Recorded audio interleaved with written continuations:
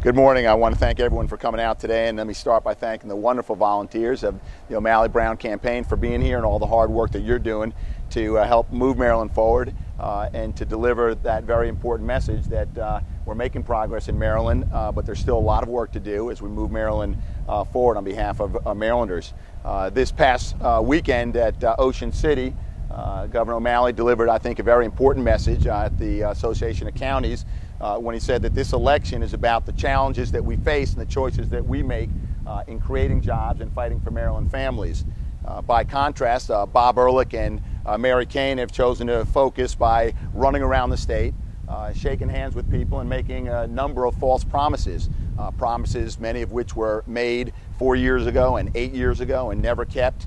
And they really amount to nothing more than empty campaign promises. And certainly none of them come with any explanations or details in how they would keep those promises.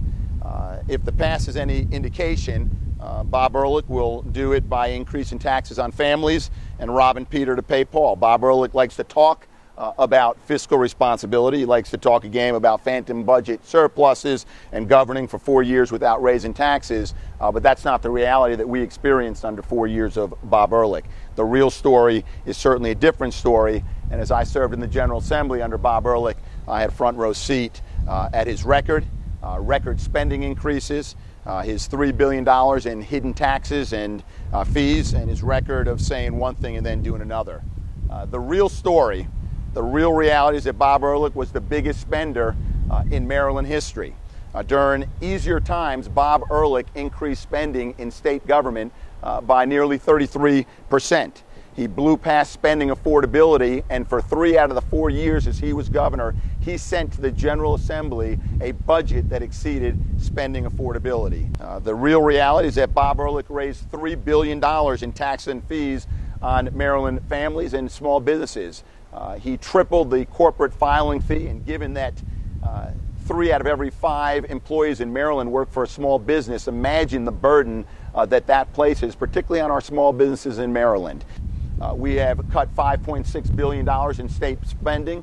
Difficult choices, tough choices, not easily made. We've reduced the size of government by about 4,200 employees, while at the same time we've managed to achieve the #1 ranking among our public schools. We've held tuition flat for 4 years in a row at our public universities and colleges. And today, the U.S. Chamber of Commerce ranks Maryland's economy #2 among all states when it comes to entrepreneurship and innovation. The question is, are we going to move forward or are we going to move backwards? Bob Ehrlich would want us to move back to a time of false promises. Governor O'Malley, we're speaking candidly to Marylanders. We're going to build on the progress we made as we move Maryland forward. Thank you very much.